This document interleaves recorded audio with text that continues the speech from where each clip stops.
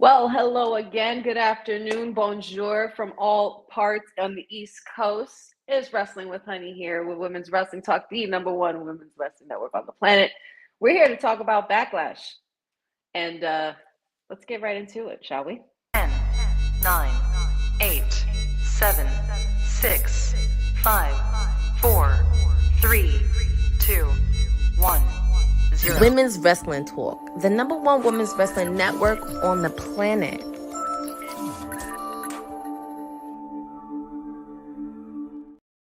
Hello, all you happy people on all social media platforms. I am your hostess, Wrestling with Honey, and I am here to talk about everything Backlash that just transpired. If you were watching earlier, Women's Wrestling Talk was collaborating earlier with Knockouts and Three Counts podcast. Shout outs to Cow Collision and J-Bone. It was a really awesome watch-along show. Make sure you guys go like and subscribe and check that out. But we're here to talk about the aftermath of the aftermath, the backlash of the backlash. And I am not alone. I am here with our new familia, Jason from That WrestlePod. How you doing, Jason? Kyle Collision might be the greatest name I've ever heard. I wish I would have thought of that, seriously. Yeah, shout outs to Kyle Collision, Knockouts and Three Counts as our family over there on Very that side in the outskirts of Detroit. And we're fresh off of our watch along there. How did you enjoy Backlash? What did you think of it? You know, we're going to be getting into each thing as we progress throughout the show, but that's why we're here. So what did you think? I don't know if you know this, but this is the first PLE in France ever. I don't know if you know that. Ever. Heard that a few times today. So, no, I thought it was good. I love the, I like the pre-shows, how they're mixing it up with these overseas things. You know, they had Sam Roberts and Rosenberg. I feel like they were pre-recorded, but they could have been live. I don't know. And then they had Saxton do the walk down the aisle beforehand, which was great. And palpable infectious energy is the word he used to describe that crowd. And I like it. And that might be the title of this week's That Wrestling podcast coming out on Friday. So wait and see for that one. But the crowd was definitely bringing the energy. They were loud and proud the whole PLE, in case anybody didn't see. But let's just get right into the beginning. I'm not sure if I got any. I don't know if I had any slides, but we could just go through it match by match, and it kicked off with a big surprise. We had the champion, not the championship, but the tag team match between Kevin Owens and Randy Orton, also known as RKO, versus Tama Tonga and Solo Sikoa, and we saw Solo get one up, finally get a win, and we had a surprise appearance by a certain Tongaloa, and God is back in the chat. What do you think of how that transpired, and what did you think of the match overall? Well, I love the brawl at the beginning, which brought out Nick Aldis to make it a street fight, which was cool. And I like that. I feel like that match had to be a street fight just because of what the Bloodline have been up to. And I would be all right if every Bloodline match is a street fight or Bloodline rules or however you want to word it. It was such a fun match. It was my favorite match of the event. And of course, the debut, Tongaloa, who I've seen popped up. Last time he was in WWE, he was riding a lowrider bicycle with I can't think of the other guy's name, but you know what I'm talking about, right? You know what storyline that was from back in the day? I'm not. I can't quite recall. Maybe I don't know if I was around for that. Maybe I was. I'm just kidding. But no, I really don't remember that one. Oh, okay. I'll try to look it up while we're talking about it. Or maybe somebody in the chat can fill in on it. Yeah, somebody give us some info on that. Don't want to get the wrong information or say that I did see it when I didn't. But yeah. But honestly, it was a great opener. It was a big surprise while they were, as they came out. And then Nick Aldis, throughout amidst the chaos, completely wanted to turn it into a street fight, and France completely erupted. I mean, they were pretty much erupting all PLE, as we said earlier.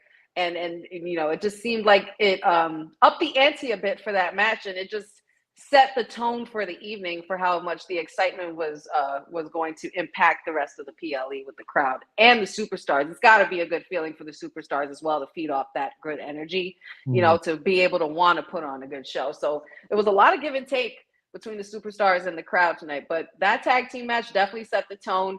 There was a lot of chaos.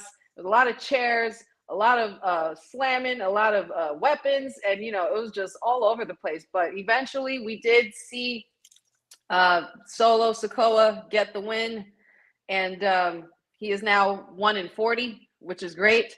We're on the right path, probably to progression somewhere.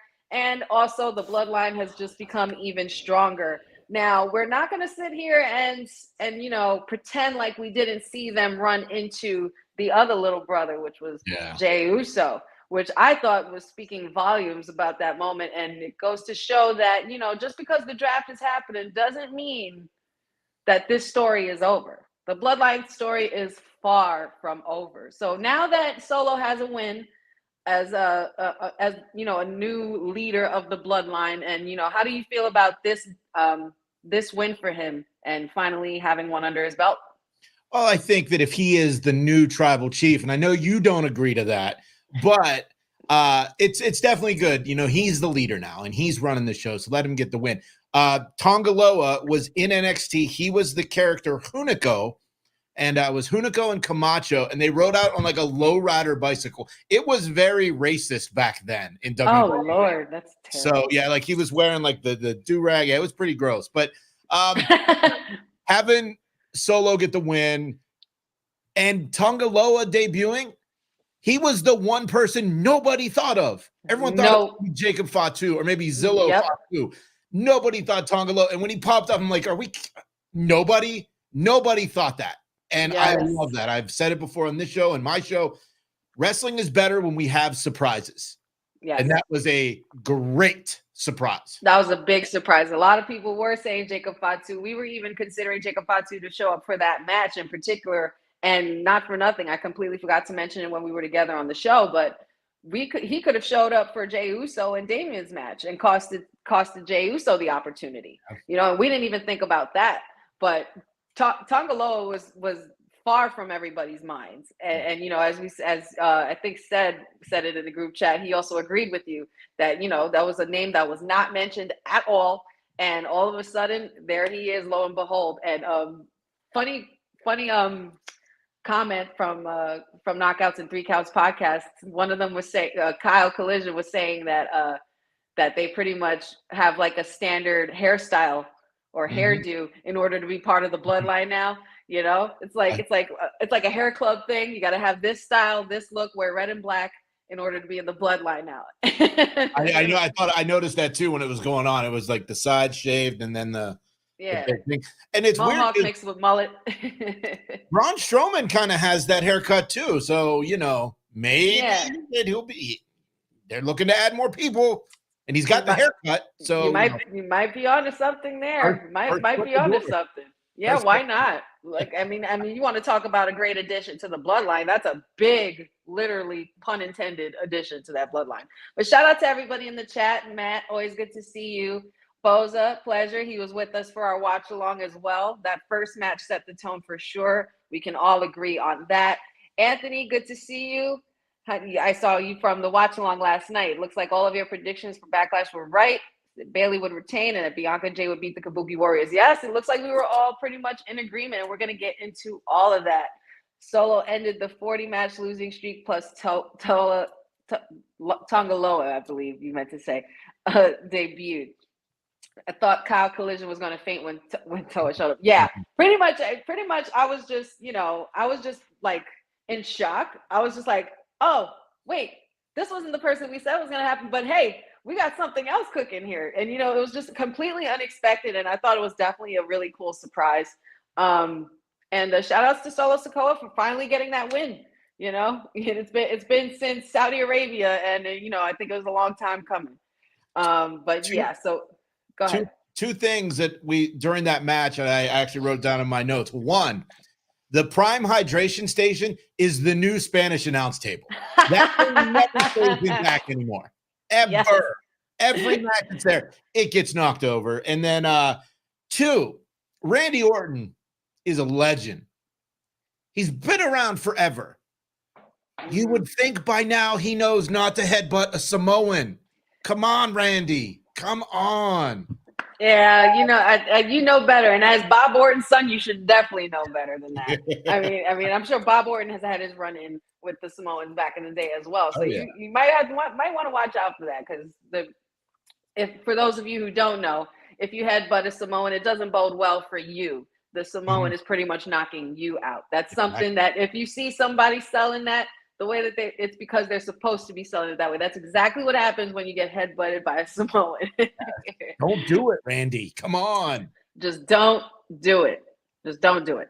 And then, so moving forward, let's get into the ladies. Yeah. We are women's wrestling talk, and we love the ladies here.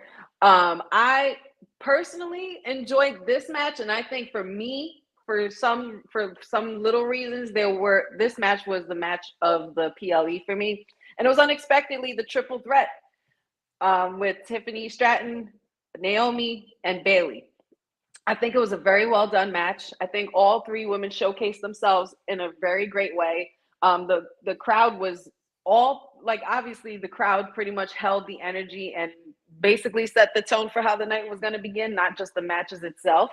But they were very, very into Tiffy time. It was very much Tiffy time up in France, and there was some instances where I thought she might have taken it, and she possibly could have, or Naomi even. But nevertheless, Bayley has come out successful, and she triumphed overall and got the pin on Naomi. What do you think about that? I thought Naomi was going to win only because of what everybody assumed was going to happen in the tag title match later. So I thought maybe they would have all 3 with titles. Now, we'll get into that tag match in a bit. This one, having Bayley win is good, but I think it was a situation where if Bayley lost, no big deal. Like, the transitional champion thing, not really with Bayley. She got her win. She won the title at WrestleMania, but had she lost, wouldn't have been that big of a deal. If Tiffany would have won, I mean, this is, rocket to the moon or strap the rocket on or whatever that saying is. Yeah. I think we end up getting another. I think what is the next pay-per-view? Do you know? The next PLE coming up that we're going to be gearing up for is going to be King of the Ring. And then we have Clash at the Castle. Yeah. So I feel like the next pay-per-view probably will be Tiffany and Bayley. And then if Tiffany wins there, maybe Tiffany, Naomi, SummerSlam. I don't know. I know that's a little far away, but it was a good match. It served what it needed to. It showed Bayley, not to be punny, is a ring general. The leader of that division on Friday night. I like what you did there. Yeah. So I think it was good. It was good times. Yeah, it was that Bayley definitely came out strong on that performance. But I just have to give credit and commend the women for putting in the work and for the arrangements in some spots and how well they were executed and how well they were done. And you were able to still tell that story of with Tiffany and Naomi and their beef that's been going on for the last few weeks. But also I wanted to stray away a little bit and kind of make something, known, that something that kind of caught my eye towards the end of that match when Bayley won. She did get a nod from Naomi and a hug. Mm-hmm. And we know that's kind of conflicting, being that Naomi is a part of the big 3 with Jade Cargill and Bianca Belair, who are our brand new women's tag team champions. So what do you think is going on there as far as the relationship with the big 3 and having Bayley kind of like be the wedge in that relationship, being that she's cool with Naomi, but not as cool with Bianca?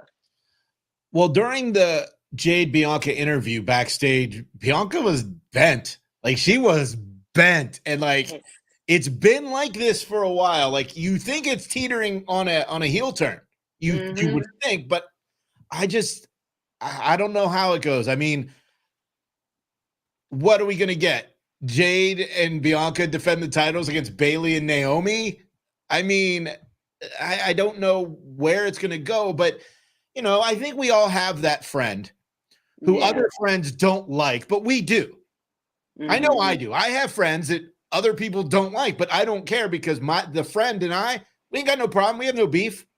If other people have problems, that's their issue. That ain't mine. So maybe that's kind of the boat this is going to be in. But hey, if we're going to get Jade and Bianca against Naomi and Bailey in like a friendly, let's do it. Why not? Why not? Let's do it. Also, I see we have some visitors that are poking in here.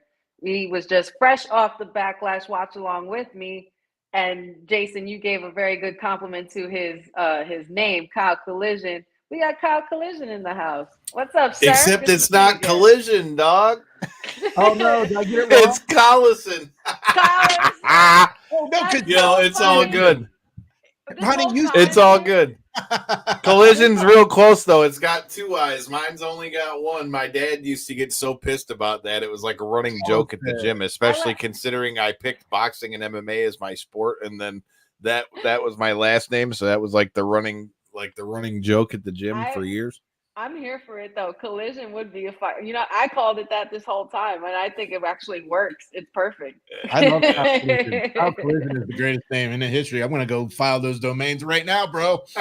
Get a patent on that name, brother. But yeah, man. So we're pretty much we got through talking about the first match, which was the street fight. If you want to give us your take on that real quick, as well as that was one of my. That was one of my 2. Like we said on Knockouts and 3 Counts. If you guys are new here, make sure you hit a subscribe button and check us out too. But with that said, for me, the first match and the last match were really my 2 favorites. I feel like it's kind of really hard to top the first match, being that we had the debut of Tonga Loa, and now I know why King Haku wanted me to take that part out of my fucking interview.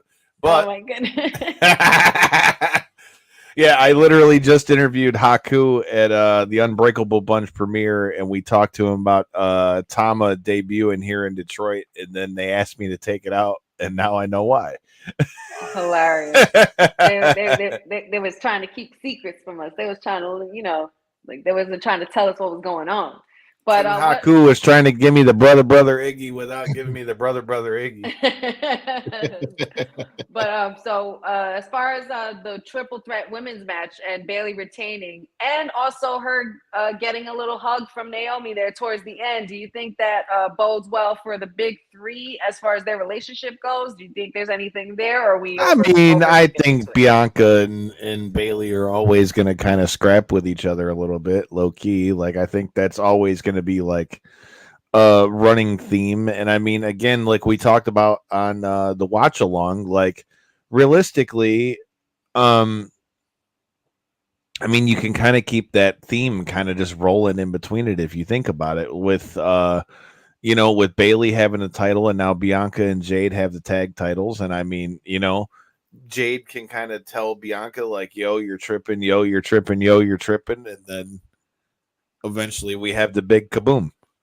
Yeah, she might blow up on him. It would kind of, get on under my skin just a little bit. It's like, hey, if I'm not cool with this person and that they've done dirty to me in the last year, why would you even affiliate? Well, we know as humans that people don't always play by those rules. Let's be real. Like common sense isn't always so common.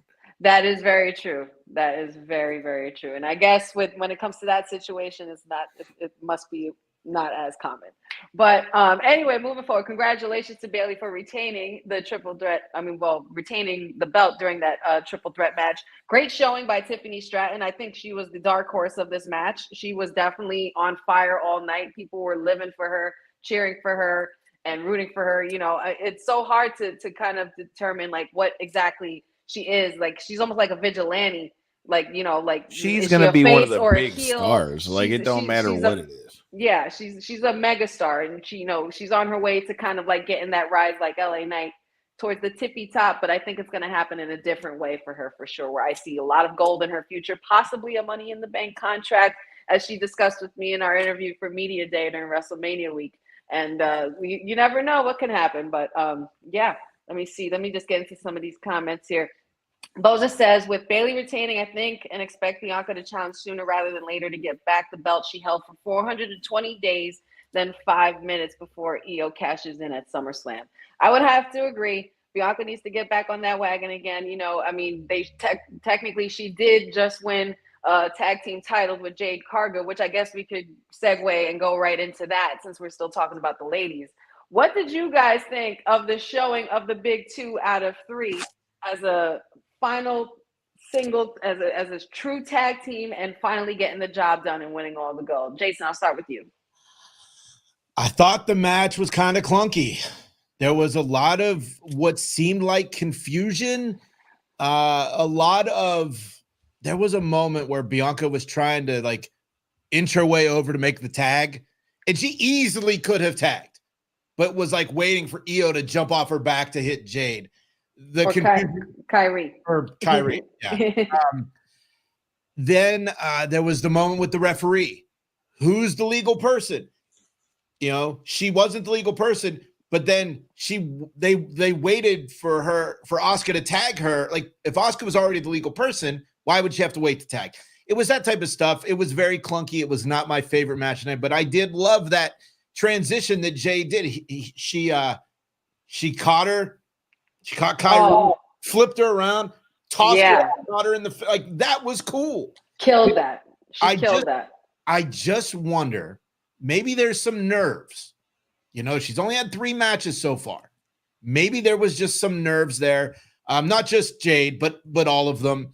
It was a little clunky, not my favorite match, but we got the result that I think everybody expected. Yeah, I would have to be inclined to agree. They were definitely my picks to win. Kyle, what do you see for the big 2 out of 3 going forward now that they won the titles? So I think everybody kind of thought that they were going to win. I certainly did. But I mean, Jason really kind of stole my thunder. Like, we said this watching it, like this match was kind of clunky, man. I don't know what else to say. Like, there was a lot of shit where I was just like, wow, that. But then the thing is, you don't know, was that because of Jade? But then could it have been because of Kyrie? Because there was a lot of shit that happened with Kyrie that was really kind of clunky. So, I mean, it wasn't my favorite match. I think the right people won said match. I think that Bianca and Jade having the title could make the women's tag titles actually be more legitimate. Like, I think that would be a really good way to go and a good way to like reinvigorate those titles. I mean, obviously with the runs that we've seen with the tag titles, but yeah, not exactly my favorite match. But then again, to your point with what you said with thinking that Bianca needs to go back towards the world title. I mean, again, how many times have we seen this play out? You got tag team champions and then one of them decides they want to test their weight, you know, kind of in the singles realm too, and then not putting the tag titles first. I mean, realistically, I mean, we've seen it happen before, but I don't know. I think Bianca ends up back towards the title at some point, but I think her and Jade having the titles is a good way to kind of bring Jade along. I think we're seeing even from these matches that it shows that Jade was a little more green than people wanted to think about when she first came in. And I think her being with somebody like a Bianca, who's also a fellow athlete like that, can help, you know, bring her along. Yeah, bring her to connect with the crowd a little bit more, you know, just show her the ropes of, you know, how it's done. Because it can, you know, nerves do kick in. We're still human at the end of the day. Mm-hmm. Jade may look superhuman, but she's still human. And but you know, I just think on paper both of them together look phenomenal. And I think they're going to carry the women. They're going to carry the women's division going forward because, you know, I think it's about time, and I think everybody can agree with me. It's kind of about time the Kabuki Warriors kind of, you know, let go of this, and maybe we could see Kyrie on a run. Hopefully, if she's not as botchy as before, and you know, Asuka. who knows what the future holds for Asuka? But safe to say, for the most part, a lot of people feel like this about this. I'm not feeling it. Not really feeling it. We're not really feeling it. It was great results, and I think it was the results we all wanted, like you said, Kyle, but not really feeling, you know, how some spots were. It was a little shaky. What do you guys think of this? If Bianca's going towards the title, maybe they freebird roll the women's tag belts with Naomi. You know, like how New Day would do it. Okay. They're already an established unit, the 3 of them. They're all on the same show now.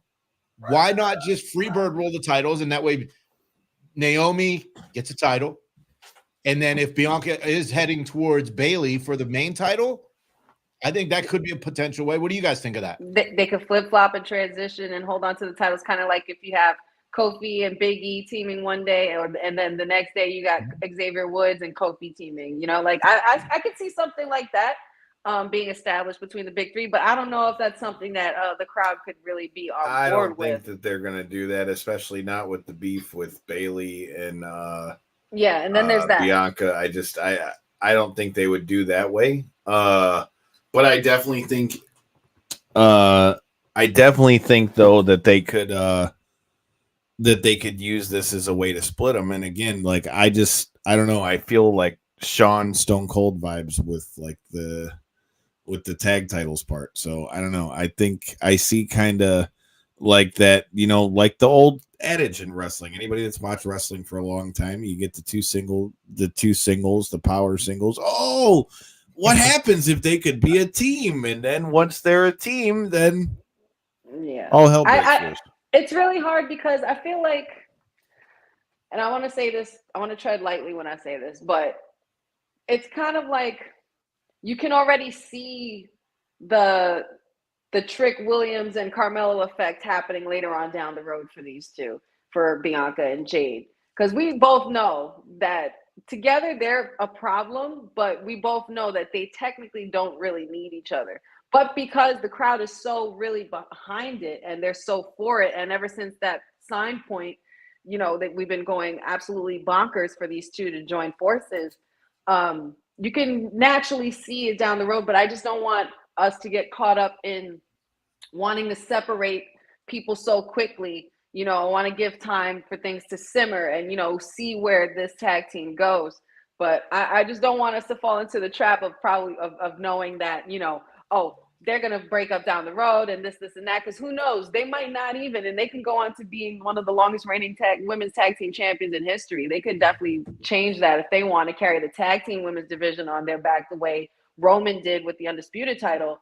By all means, that would pretty much rock the world of wrestling, especially for the women's division.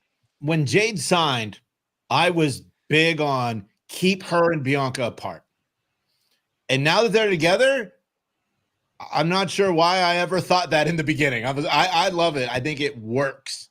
They look the part. They dress alike. For me, for tag teams, that's a big thing for me. Have matching gear. And obviously they got I don't know if you saw the beginning, they had their like Wakanda handshake with a flex thing that they did at the beginning. I thinking about it now from 6 months ago or whenever that was, when I'm like, keep her away, keep them away. No way. I'm glad they're tagged, but that's wrestling. Everyone's like, well, how long is it going to be until they break up? And I mean, this Bianca stuff, the way she's acting, I could see her going heel. Yeah, and a lot of people would say that, especially with what happened on Friday Night SmackDown. I just want to read these two comments that Boza said here. Big 2 out of 3 can go across all 3 brands now. I would expect them to be the workwomen for those titles, and I could see them at NXT too, defending, especially at Battleground. Who what do you guys think? Do you guys think we'll see the big 2 out of 3 heading over to NXT and pretty much spreading their reign all across all 3 brands? What do you guys think about that? I think they need to. I think that's one way to keep the tag titles that way. If not, then there was really no point to them getting rid of the NXT tag titles. But in order for this tag run to really mean something, though, I feel like they need to make sure that they establish some other real teams, because now they beat the Kabuki Warriors, but realistically, who the fuck else are they going to fight? I mean, we haven't really seen Katana and Chance around like that. I mean, Isla Dawn and Alba Fire, what the hell happened to them? I mean, you need to build some tag teams. Otherwise, them winning the tag team titles doesn't really do shit. Yeah, and they've already been rolling through Chelsea Green and Piper Niven, so it's not like we need to see that again. And I'm sure Chelsea Green would agree with me that she would not want to be on that side of the fence ever again, because she's been getting slammed by Jade Cargill every time she crosses her path. So I feel bad for that poor girl. But another comment here that Boza says, their press conference was interesting, and I have the press conference on now. The press conference for the big 2 out of 3 he's talking about was pretty interesting. Jade basically admitted that she half-assed it while working for the fake TK. She can't half-ass it in the WWE. Okay, so I mean, and you know, I guess she was taking some accountability for some of the spots that happened there, which, you know, shout outs to her for that, because that's very big of her. But I really want to say I don't want to like downplay the match for what it was, because they did hype this match up to be something big. It was just a little disappointing with all the botchiness and the little mishaps that, you know, were kind of like posing in the middle of that match. But yeah, I guess we'll see what goes on, what happens with the big 2 out of 3 going forward, and how does Naomi fit into that whole fold. And I believe they're all on the same brand now, so we'll see what goes on from there. Let's go into the next match. Well, I mean, we're kind of going out of order anyway, but let's go into the men's world heavyweight title match between Jey Uso and Damian Priest. What did you guys think of this match, and what did you guys think of El Campeón retaining the title? I thought Jay's entrance was a big moment with the phones and the crowd and him being in the center of the arena. It's a moment. It looked sick. I think that could be thrown into the signature at some point, you know, before the show, because it's such a huge moment. I actually thought Jay was going to win. I thought it was going to be JD and Finn screwing it up for Damian because he didn't want their help. That's how I thought this was going to play out. And then when we saw Jay run in with the bloodline backstage before the match, I'm like, oh, maybe they are going to get involved. Mm-hmm. I think that it's best for Priest to have retained. And now at the end of that match with him pushing the other two around, like, I mean, maybe maybe he's going to go his own way. Let the other three mill around until Rhea comes back and then they reestablish, or maybe Dom goes with Liv, if you know what we saw on Raw this week. Like, but the match itself was really good. I thought it was going to be Jay, but I think it was the right call to have Priest retain. Yeah, Kyle and I were in the watch along. We're watching. I was saying that pretty much Jey Uso's entrance was giving, like, if Bray Wyatt and Jey Uso collaborated into a tag team, because the Fireflies were yeeting all over that arena for sure. And shout outs to France for being such a lively crowd, because it was really awesome. And we kept saying it like every 5 minutes in the watch along. Kyle was like, this France crowd is insane, and it's the energy is insane. So it was definitely added to this match for sure, especially for Jey Uso. Every hit that he made was a yeet.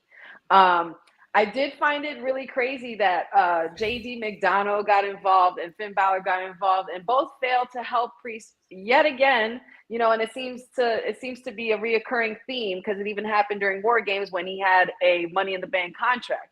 You know, but Kyle, what do you think about the reaction of how Damian Priest felt while the rest of JD was beating on Jey Uso towards the end of that match? And what do you think of the reaction towards, what do you think this means for the home of the Judgment Day and the animosity that was shown towards the end of that match? To your point, with us watching the watch along together, you know, I actually just got a text back from Zach Call from Downstate, because I was like, bro, do you not hear these motherfuckers singing your guys' shit at the top of it? He goes, I texted him while we were doing the watch along, and I'm like, bro, I was like, this crowd is going insane. He's like, crowd where? I was like, France. I was like, dude, they're singing your guys' shit like word for word. And he's like, holy shit. So shout out to Zach Call from Downstate. Definitely got to bring that to Knockouts and 3 Counts soon. But I mean, like we talked about, I feel like if Damian Priest would have lost the belt like right off the rip, I just feel like it would have done way more damage than it would have done good. That being said, I mean, I think it's no secret they've been planting the seeds for quite a while for, you know, the implosion of the Judgment Day, I feel like. And I feel like with what happened with, you know, Priest grabbing Finn up by the beard and JD doing that, like, I think at some point, like, JD is going to talk to Finn and be like, bro, we don't deserve this. Like, look at how this dude's treating us, and we're only trying to help him. I think eventually it's going to be the implosion to it. I think also to Jason's point with what we saw with Liv and Dom, I brought that up on the watch along as well. Like I think that that's going to play into it. I just think that this is all like planting the seeds for the ultimate implosion of the Judgment Day. Yeah, and with that, going into Bose's comment here, without mommy, Judgment Day is on its deathbed.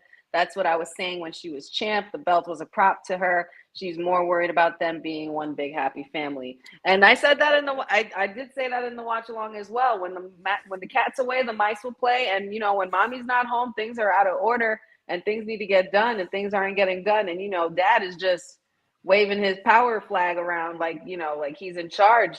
But it's like, are you really in charge? Because you clearly can't gain control of your own crew.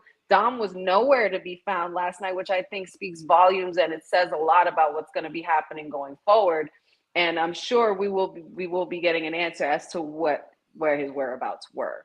As far as Liv Morgan goes and everything like that, who knows what that's going to lead to going forward in the future. Is she really out to implode the Judgment Day? Is she out to really take everything that mommy loves, as she said she would? This is the Liv Revenge Tour, apparently, and she had no problem dropping Nia on Monday. So Liv Morgan is becoming in a lot of ways more than one, coming into her own and on a new level. So I think that Judgment Day needs to be a little wary, especially if they don't gain control of themselves really quick. And I'm going to ask you this question, Jason, before we go into the next match and the final match. What do you really think that Damian Priest needs the Judgment Day? Not anymore. I love the idea of him and Rhea, with the Terror Twins, I think they call each other, like that's cool to me. Mm-hmm. But right now, I think that what we saw at the end of the match, he literally put hands on both of them. Dom, I could see maybe Monday, Priest is like, where were you? Why weren't you in France to keep these two bozos in line? And then maybe that's, and then they show the footage of him walking out of a room and then Liv walking out of the same room a minute later. Like, he doesn't need it, but I feel like when he joined Judgment Day, it was needed. I think he's gotten everything out of Judgment Day that was needed. Originally, it was Edge, then working with Finn, and then with Rhea's popularity going through the roof. I mean, she was the only one that gets cheered of the Judgment Day until now. Priest is getting cheered more than he did before. So I hate it because I was going to say the Bloodline's in turmoil, but they're obviously like that. The first version of the Bloodline is in turmoil. Obviously now with what's going on now, they're getting to be bigger than ever, but he doesn't need it, but I hope it doesn't happen just yet. Yeah, I would be inclined to agree because Priest, I've said this in the watch along as well a couple of times. There's no way that we had watched this man carry this Money in the Bank contract for almost a year, and for him to cash it in a big way and get crowned at one of the biggest WrestleManias of all time, for him to lose it again a month later.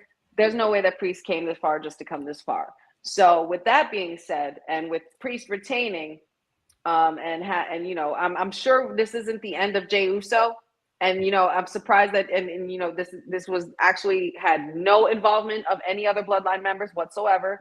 So it was literally Jey Uso versus Damian, and Damian got the upper hand. But who do you think should be the next up to go against El Campeón? Kyle, I'll go with you. With the way that Raw is set up and things like that, I kind of feel like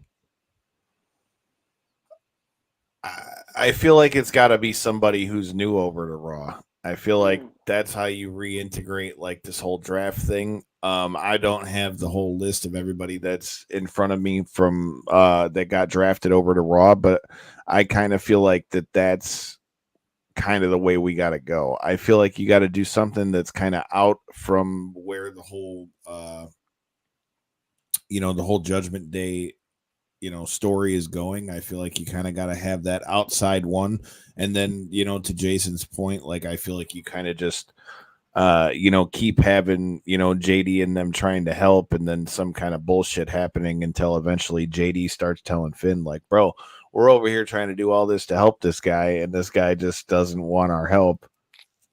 And then, maybe JD and Finn split off on their own. I mean, hell, they'd be a great tag team as well. But, to some of the comments that we were getting in the live chat, like, I hope that Finn gets another run towards that title at some point too. Yeah, I definitely think that would be something that we could see. Jason, what about you? Who should be next for El Campeón? I have the Raw roster in front of me, and I'm looking at a couple names here that I think could be good feuds to get us to the next big event, which in my eyes is SummerSlam. Of course. Kyle, before we start talking, I had said, I told Honey, I said, I feel like these are just glorified house shows, these overseas pay-per-views, because there's 4 or 5 matches per show.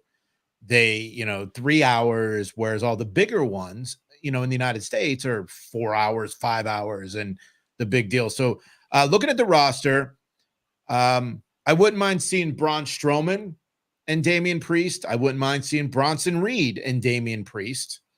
I'd love to see Bronson Reed get thrown back in there. We have Drew McIntyre. We have Gunther. We have Ilya Dragunov, who just got drafted. My guy, Ivar, who I'd love.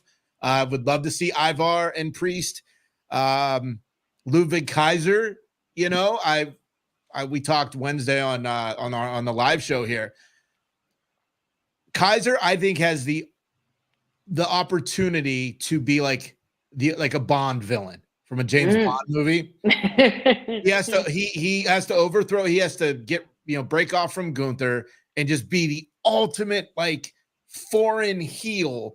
That would be great. Just looking here real quick. Pete Dunne would be a fun one, even though I know he's nowhere near. There's Sami Zayn. Rollins will be coming back soon. Maybe even Kofi. Why not? Let's have Kofi and Priest go for a month or 2.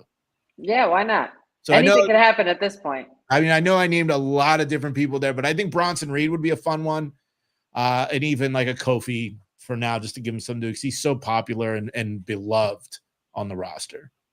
All I know is I personally wouldn't mind seeing somebody like, I don't know, maybe Karrion Kross going to Damian Priest, someone with his own faction that's actually well put together. It might be a little slow for the crowd to catch on with. Didn't they go to SmackDown though? It says here the Raw draft pick is Final Testament. Okay, so I think that's them all together. So they're keeping. No, it is. I just didn't remember if they got drafted to Raw or SmackDown.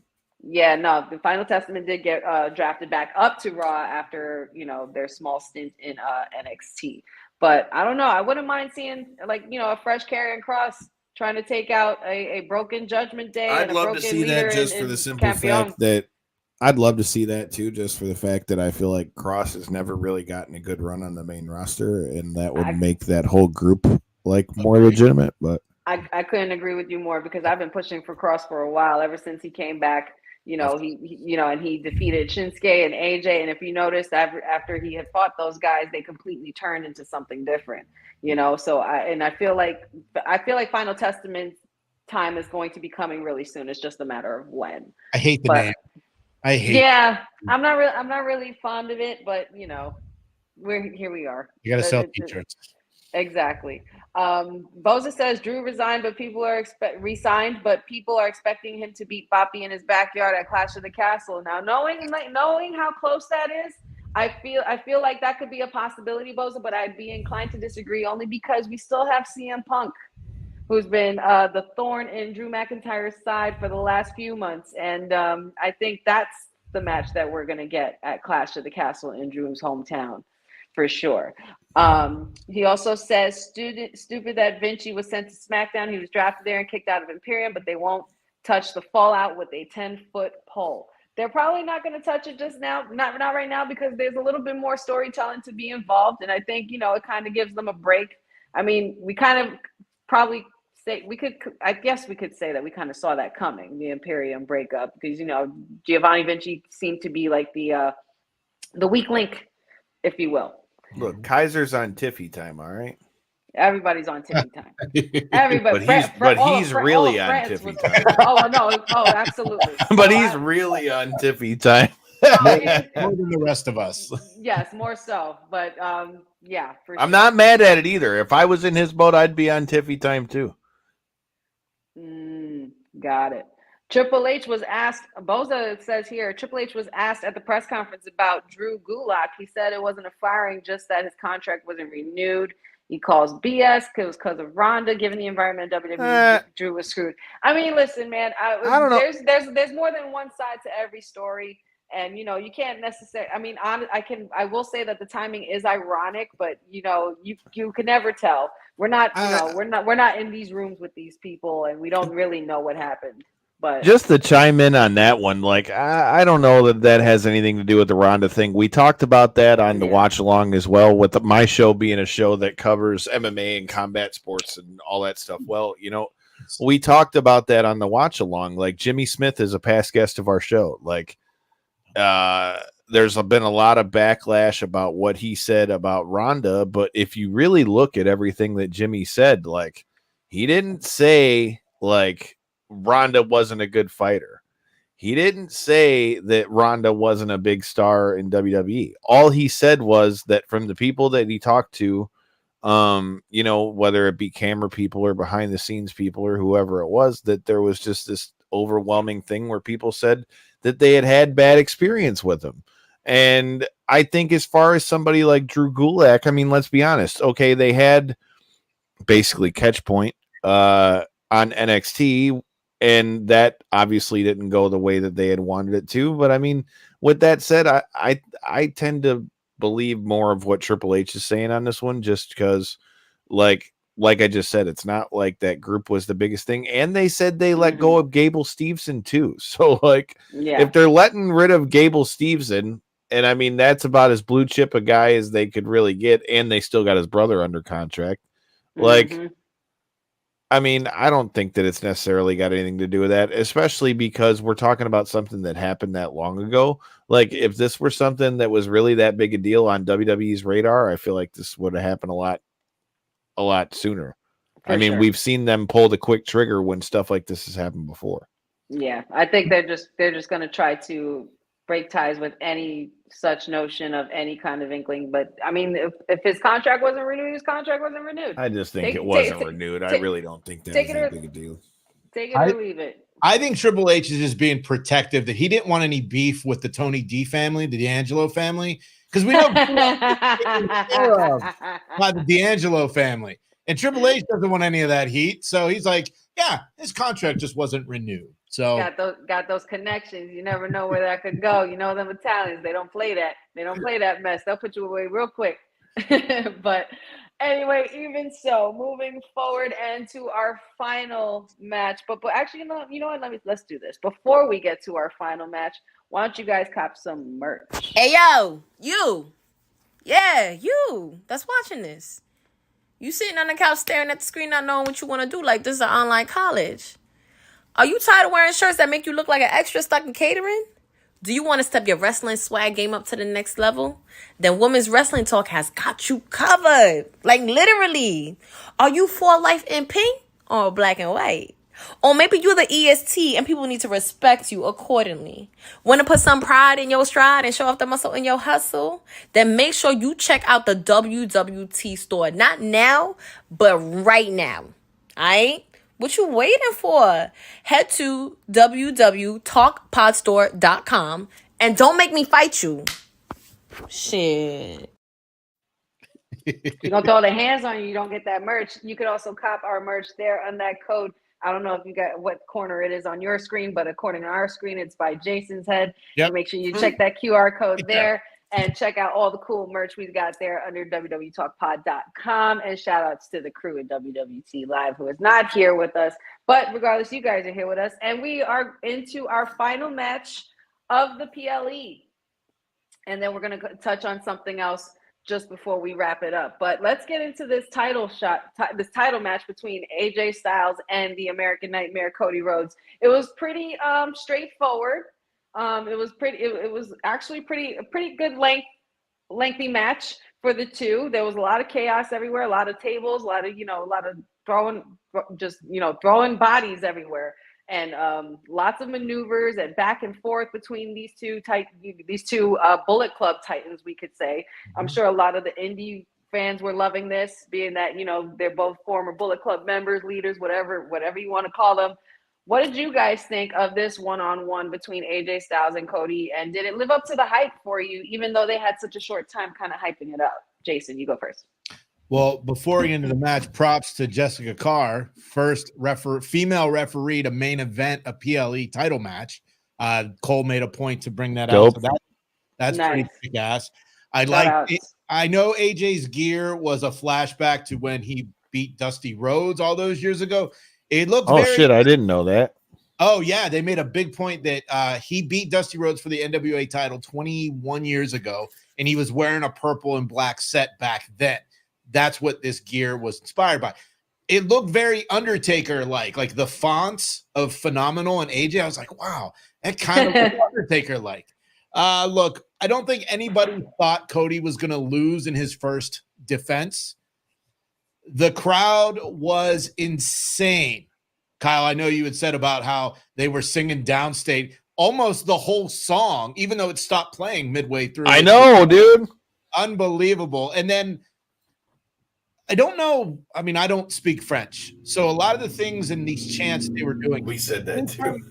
And I don't know what they were saying, but anytime AJ got the upper hand, they started singing and dancing and doing the same thing every single time. So I don't know what that was, but it definitely added. And look, I don't know I love this version of AJ. I don't know if you guys are in the comics or whatever, but there was a Teenage Mutant Ninja Turtle story called The Last Ronin, where 3 of the turtles die, and the last one just becomes this killer. It's kind of like Avengers. If you guys watch the MCU, when Jeremy Renner's character, which I'm blanking, the guy with the arrows. Hawkeye. Hawkeye, his family got blipped, and then he was out just killing people. It's very similar, and that's what I think this AJ's character was like.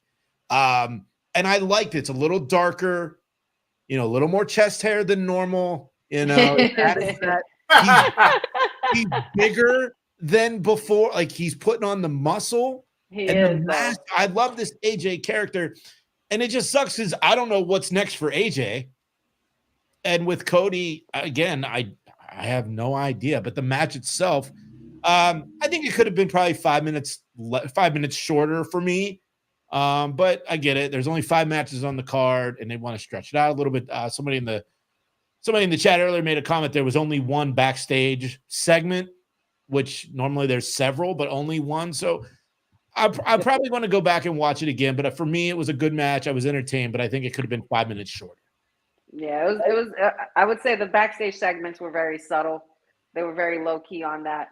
But I really enjoyed the match between these two. AJ Styles can do no wrong in the main event scene, in the main event picture, or in the spotlight. Just give it to him, and he'll run with it. There was just a lot of really cool back and forth moments, to the point where I almost was kind of questioning if Cody could have possibly lost this. But I'm like, there's no way. After all that build up and the way they made my tribal chief lose at WrestleMania 40 the way they did, there's no way that they're going to have Cody lose. And the crybabies will completely riot if he does lose. So, but shout outs to both of these men putting on such a phenomenal, literally pun intended, performance on both ends. And Cody does remain our WWE Undisputed Champion. And really quick before we go, we have an announcement. WWE has officially announced that Vegas will host WrestleMania 41 live from the Allegiant Stadium on Saturday. Wait for it. April 19th and Sunday 4/20, baby, in 2025. Fuck yeah. Wow. What do you guys think of that breaking news? I love it because I'm not going to freeze my balls off in Minnesota. I'm not going to freeze my balls off in Minnesota. The best part about it being in Vegas, shout out to my guy Kenny Cross, who might be coming back here to fight near here soon. I can't say anything about that, but I got a place to stay in Vegas. Gonna link up with the homie fucking Chris Cale from Five Finger. Vegas is gonna be a badass time for your boy. Let's go. Yeah, I'm sure Said from WWT is very happy to hear about that it's going to be in his backyard. Shout outs to the professor. He broke the news in the group chat just a couple minutes ago while we were talking. Also, one more thing before we go, besides that big announcement, which I'm sure Vegas is probably the perfect place you could think of. And I think we all knew it was going to gear towards there anyway, being that, you know, the press conference was so hot this year. And I think it's because people froze their balls off so bad in Philly, but that too. But you know what? It wasn't even that cold that first night. I don't know what everybody was talking about. Bullshit. Listen, I was all bullshit. I was in the same arena you were in, on the floor, freezing my nuts off both nights. All right. Well, first of all, you didn't have a jacket like you were supposed to, sir. But number one, I didn't remember my Ghostbusters suit. Excuse me. That's number one. Number two, I just came prepared for the weather because I remember WrestleMania 35 hours. I mean, fuck, I wore a hoodie, shit. But it's Philly though. Philly cold and Philly by the water. Philly cold. But that first night was really cold. But the second night was not even that bad. The second night was actually the second night wasn't as bad. But dude, it was cold as fuck. Night one. Yeah, it was all right. It wasn't terrible. And before we get off of it, we were fine. Before we get off of it, I loved that last match, dude. I think Cody needed to win. I think AJ being in the title picture is always a good thing. I think everybody knew he was going to win. Cody, that is. But with that being said, what do we do with AJ now? Yeah. I mean, I love the throwbacks. I didn't hear, since we were doing the watch along, I didn't hear the part about the purple from the Dusty match and all that stuff. But I'm a big fan of all the little throwbacks and things like that. I love those kind of things. So that's definitely a plus in my book. Boza here thinks that they will compete at King and Queen of the Ring again, that possibly AJ Styles can fill his rematch clause and possibly get another shot at that title. What do you guys think? What rematch clause? You got to win the belt first. That's true. Maybe AJ and LA Knight go at it again. I don't know. I mean, I wouldn't be mad about that. What about LA Knight going for the fucking belt? That's true. That he's another one. We talked about this on the watch along. If they don't do something to don't get me wrong, not that the crowd didn't still get hot for him, but if they don't do something to make it believable that he could still win the world title, then I feel like you just made him insert likable baby face. Yeah, I mean, I even said it. I even said it on the watch along as well. When he came out on Friday on SmackDown, France blew up and were lit up for LA Knight that on Friday. So, but I did also say, and Boza, you're kind of on the same page with me here. He could have most likely go after Logan Paul. You know, he's the latest part-time champion, and I'm surprised nobody's sick of it. You know, because everybody was complaining about my tribal chief being part-time, and you know, not defending his title as many times and everything like that. And look at your U.S. champion doing nothing but, you know, having a prime display, constantly get destroyed and built back up every segment in between every match. But, you know, I digress. You could clearly tell that I'm not really the most lovable Logan Paul fans as much as others are out there. But hey, that it is what it is, and you will like it. You don't have to like it, but you will respect it. Quoting my high chief, Mr. Rocky Dwayne Johnson, which we haven't seen him in a while. We're probably not going to see him a while because, you know, he's doing voiceovers for Moana as well. But overall, what do you guys rate this PLE? I'll go 4 out of 5. Oh, sorry. Wow. Oh, you're straight. Go ahead. 4 out of 5 for me. It was really good. I enjoyed it. I like the afternoon starts. I like that there's only 5 matches. It's just in and out, and I love that. And so I'm going to go 4 out of 5. 4 out of 5. I guess that's similar to what we were saying on the watch along, right, Kyle? Because we said we did it based out of 10. I gave it like a solid 8. You know, I definitely think that it did what it needed to do. It was a very calm card for me, and you know, it was just 5 straight up matches, straight, simple, to the point, nothing crazy. And there was a lot of storytelling that was told. And, you know, we're just going to have to continue to see what happens going forward this upcoming week when the rosters finally lock in for the draft, and Monday and Friday, and everything leading up to Queen and King of the Ring. But one last thing. Did anybody see it? Did anybody catch it? It happened really fast, and it was a glitch. We got another QR code. I know who did. Lily caught it. And in that, yes, she did. And in that QR code, we had the inside scoop. That shout outs to J-Bone and Lily. The inside scoop of what that QR code entailed, and it leads you to a phone number. We have now a phone number, and in case you guys haven't seen what it is, the phone number is, and you can dial it, it's legit,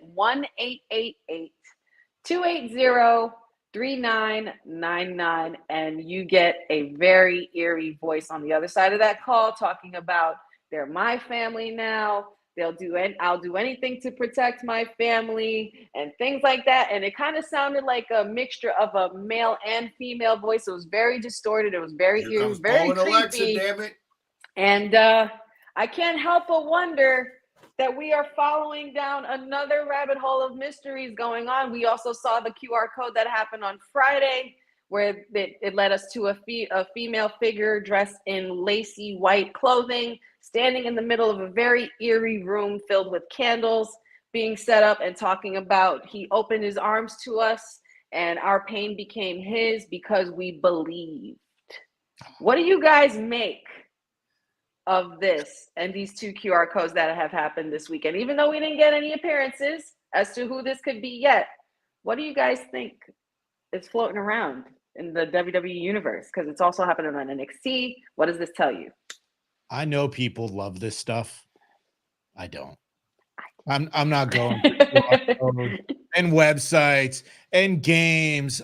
When they show up, cool. I hope it works because I feel like this is going to be so hard to make work. First night, it'll be huge. Moving on from there, I think it's going to be really hard to pull it off, regardless of who's in it, who's not in it. I'm going to just wait until it shows up. Honey, it looks like you're into the QR codes and the games and all that. I've been into it since Bray started doing it when he came back that last time at Extreme Rules and he had the bunny rabbit walking around the audience. I even ran so fast because I was there at Extreme Rules. I ran so fast to take a picture with that damn bunny because I was like, I am all in or nothing and I'm not having it. No rabbit hole slander shall be spoken near me.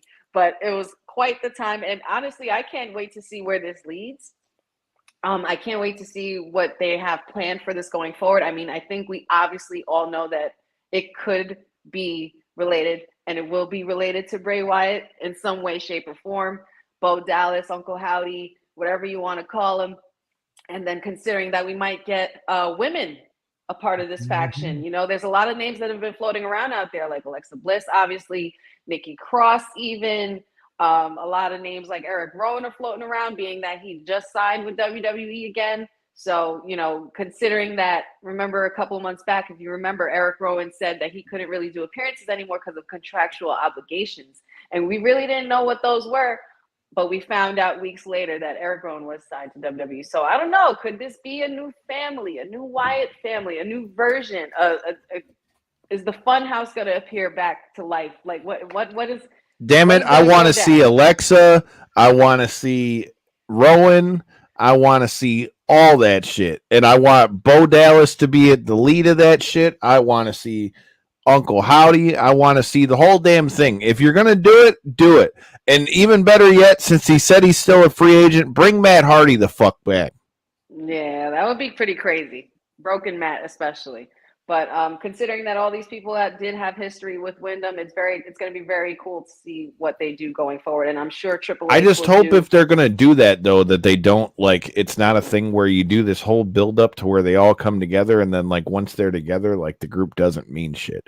If you're going to do all that, please let it be something that's, like, drawn out for a while, has, like, a whole story. And, like, I imagine with it being Triple H that we wouldn't get that if it wasn't going to be that. But given everything that happened, if that's what they are doing, I want the whole fucking shebang. I want Strowman in that bitch. I want Rowan in that bitch. I want Bo Dallas running it. I want Alexa Bliss in that motherfucker.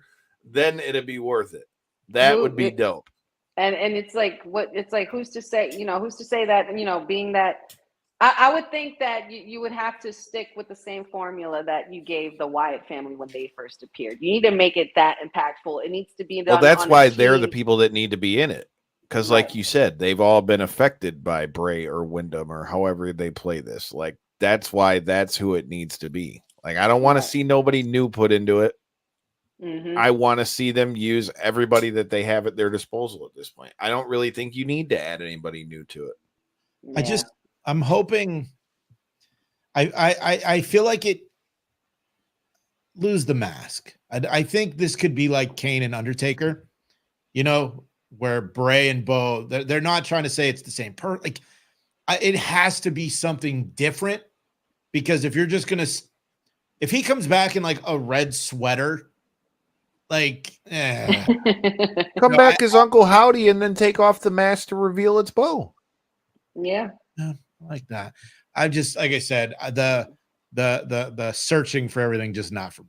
Because they never unmasked Uncle Howdy. No, they never did. They never did. When they did that Mountain Dew Pitch Black match, by the way, I want a Pitch Black pay-per-view in the worst way. Every match. Especially now, they could pull it off really well, and they would know what to expect. When Howdy jumped off the to do that elbow, I could have swore that was Dolph Ziggler under the mask, because just the way that the form on the elbow, like, I don't think we ever saw Bo Dallas drop an elbow like that, but Ziggler did. So I thought it was Dolph for a while, and then, obviously went away. But yeah, Mountain Dew Pitch Black pay-per-view. Let's make this happen, WWE. I know you're watching. Make it happen. Make it happen, Captain. And that's all she wrote. And that pretty much folds us to the end of our recap for Backlash post-show, and also our watch-along. Kyle, thank you for joining us. Jason, it's always good to have you. Jason, let the good people know where they can find you. Every Friday, That Wrestling Podcast comes out on our YouTube channel at That Wrestling Podcast, and on audio form wherever you get your podcast. Our socials are at That WrestlePod, because That Wrestling Podcast is too many characters. And my personal one is The JM Business on Twitter, Instagram, and YouTube, where you can find shows that I've done here with the Women's Wrestling Talk crew, as well as some of my commentary highlights from the last few months. So great to see you, honey. Kyle, nice to meet you. I can't wait to check out your show, because I love the UFC and I love MMA and I love wrestling. So to get it all in one spot, I love it. I can't wait to check it out. Kyle, where can the good people find you, brother? Well, we got plenty of good stuff. Make sure you check us out at KO3C Pod, Knockouts and 3 Counts on YouTube. To Jason, to your point, in the past few months, we've had quite the guest list come through here. I mean, we just had our guy Devin Smith before his main event for LFA, and a guy who I spent my 16th birthday watching him knock out Chuck Liddell. Rashad Evans came through. We've had, you never know, from the world of bare knuckle. Christine Faria just came through. A little birdie told me Dustin Pegg might be coming through soon. And again, I also, we cover all the fights outside of it. I have been doing the commentary thing as well. Shout out to Big John's MMA last weekend. Shout out to Mitten Muay Thai yesterday. I'll be back on the call June 1st for Lights Out Championship. Maybe the last fight before you see Austin Bashy going up to that those UFC lights, and maybe somebody you might have seen in those UFC lights might be making their way June 1st at Lights Out Championship. But yeah, with that said, you can check us out, Knockouts and 3 Counts, every Tuesday and Thursday, 9 p.m. Eastern. This week, we will be joined by Shane T. Boy, yeah, that's right, the baddest you've ever seen. Shane Taylor Promotions. Shane Taylor will be joining us this week. Yeah.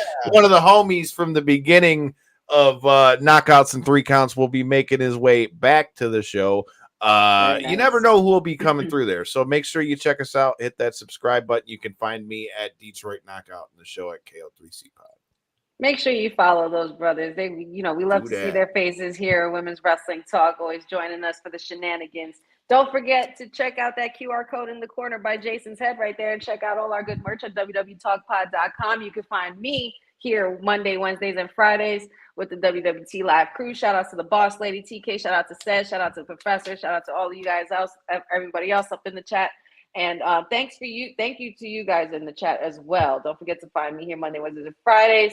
Wednesday mornings, we are doing an NXT post show, which I led my first one this past week, and we're going to be making that a recurring theme. So make sure you guys join in on the shenanigans for NXT if that is your cup of tea. Also, check out my Honey Pop predictions on all my socials. Again, you can find me at Wrestling with Honey on Instagram, TikTok, Wrestling W Honey on Facebook. Don't forget to like and subscribe to YouTube. That's going to be coming up soon.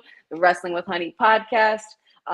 Boss Lady got a book club. We're going to be talking about Becky's book, Not Your Average Girl, really soon. And that's the first book of choice. You can also find all our merch at wwtalkpod.com. Check out our YouTube. We have lots of cool content, lots of cool interviews, still reeling in from WrestleMania weekend as well. And yeah, man, that was Backlash. And you know what? We're going to have our girl Shayna take us out.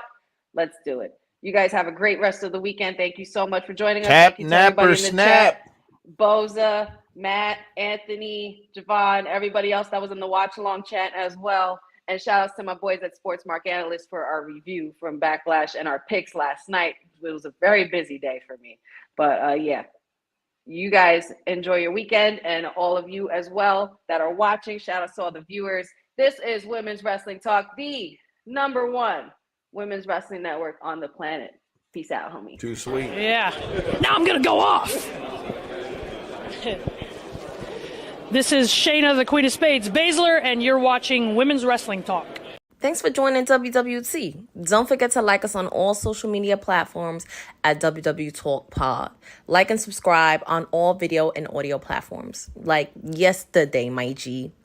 And check out our website at wwtalkpod.com. Thanks for watching Women's Wrestling Talk, the #1 women's wrestling network on the planet.